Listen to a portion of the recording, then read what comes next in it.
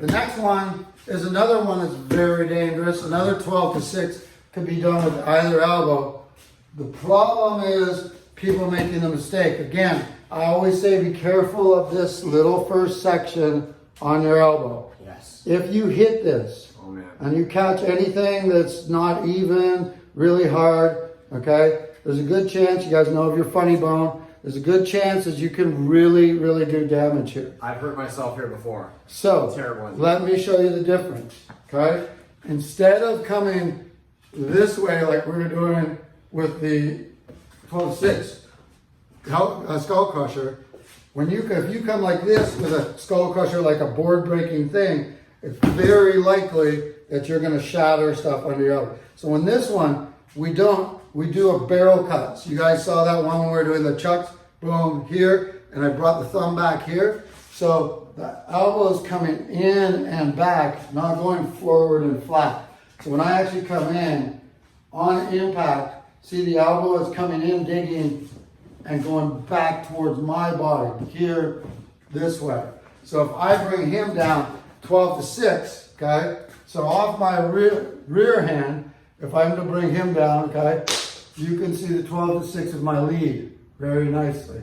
Bring him down to position, there it is. If I have my rear hand, okay, again, be very careful. This is not to do on your friends. As I bring this down, I'm coming up, okay? I'm over and I'm doing that barrel. I'm looking, I'm not going here. I'm going and I'm pulling in to the base of the occipital bone. And when I hit that, I bring this to my hip, okay? So I'm just gonna barely touch. But if I catch this on him, okay, I'm bringing him down. You don't have to get much to know he's gonna feel that shock. It's an easy KO, yes. Okay? Little trick, he doesn't know this. Here's a little dirty jiu-jitsu, guys. Okay.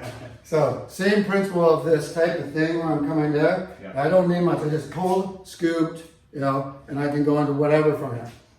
Dirty jiu-jitsu, okay? Beautiful. So we're in a clinch. Yep. Let's use this, so we're in a clinch, okay? This same principle of right here, if you look at the back of his neck right here, this spot right here, the occipital bone, the thing, the ridge of the back of your neck. Mm-hmm. If when I'm in here, I use the hook of my hand, and as I'm going here and I'm down, okay, he's holding me, and I start going like this. Oh, shit. Okay? Sorry, my language.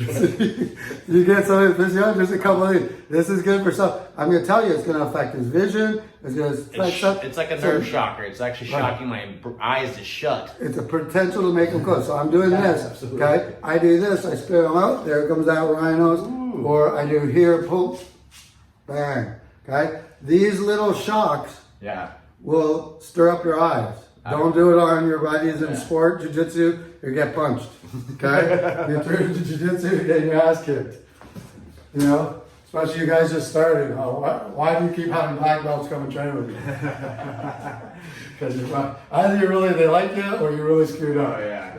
Okay, so we had me yanking them down. Yep. Okay, we had this, so it's coming back towards me. Or I had this coming back towards me. It's a really nice pass by type of movement. Okay, if I wanted to add the Kempo style, boom, up, boom, you could, whoa, sorry, I just tagged him. Okay, it's okay. Angular elbow. Okay, so we've got those. So that's 1, 2, 3, 4, right? Yep. The next ones are going to be coming together with the rhinos. We only have a couple minutes, so I'm going to take these quick. Okay, the rhinos come from somewhere where I'm nervous. I don't need a lot of skill. I'm just creating this cage, okay? When I create the rhino cage, just like you guys in Wing Chun, I want to bring the elbow here, the tons out in and then out. I don't want to just jump out, okay? So when I do this, I want to get it in like this. See how I disappear? The elbow cuts across and then comes into the center. So it's here, here. Okay, I'm over exaggerating so you can see this. Boom. When I sink this, the elbow has to be above the shoulder, okay? The reason for this is if it's not, or if he hits downward, okay, he's able to be taken off. If he tries to like hit me with it, he ends up with that downward motion. So elbow always up. So he wants to sink to, he's gonna hit me here, he wants to sink here then move forward, and if anything, uproot, but never in and down. Okay? All right, Your arm weak right there at that focal point, guys. let's look at this. So if I'm in here and he's reaching in on me, and I use this rhino type position, okay, and I'm moving in, I've ended up on the far side of his face, as you can see. This right here, this pad, this triangle of life, which we call it, is really enforced with this other hand in here, and all I do is open up, okay? Now, I've got this double that's coming through.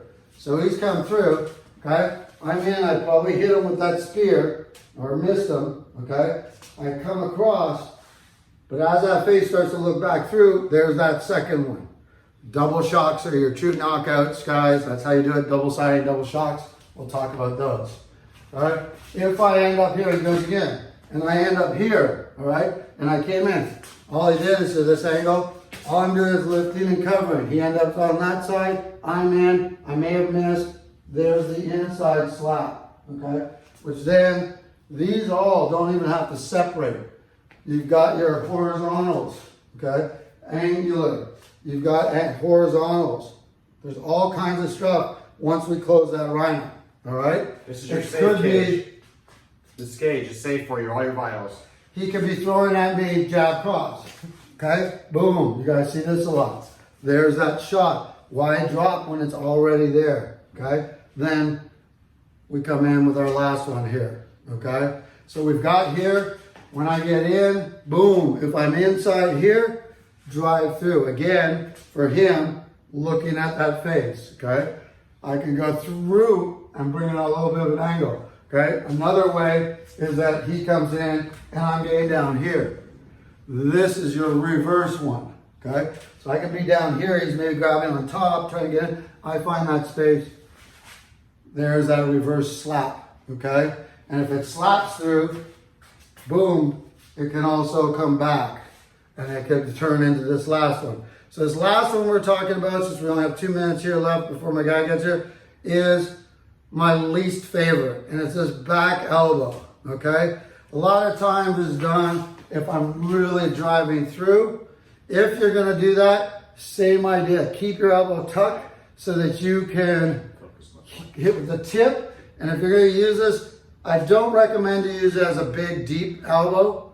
Because if he stops it, he's got my back. Okay, so I don't like giving my back. Right? If I'm gonna do it, I'm just doing it as a clear. So I, boom, he's coming in towards me, and I'm just clearing with it. Okay, I may be cutting, so he's coming in. This is a good defensive clear. But using it to come in with all your force and stuff, very, very likely that you're gonna cause some serious damage, have nerves, and like I said, I'm 51 years old on this stuff, been doing it for my whole life, and it's one of my most recurrent every morning because of that. One of my good friends, Pele Landy John, you guys know him, Jose Pele Landy John, okay? His elbow, he'll tell you the same thing. He's been hitting, now he has to spend half an hour just to be able to get it ready to train. Mine is not quite that bad, but as you guys get older, you know, each morning I get up and it's locked, I have to throw it. So, be careful with your elbows, know what you're gonna do. We're gonna bring you each time, the next 3 are gonna be a little more progressive, a little more aggressive, and then we'll show you how you blend it in with the blades as well, and you'll start to see these next sections, okay? So look for our membership, you'll see the join button popping up. Aaron and I are gonna be doing a lot of offers here. We're gonna have some offers for our first people who come in membership, sort of, they call it lottery draws and that type of stuff, so we'll be having some giveaways. Thanks. I think this is great. You have anything to say? Really cool stuff, guys. Just be careful when you're training with each other. Really use these motions when you're working with each other to cut those movements. It's a natural movement. Really look for the reactions for each other, you know, feel each other. You know, this is something you're going to be very careful with. And like Greg says, this part of the elbow is very delicate. You're going to bang it 1 or 2 times and you're going to realize right away.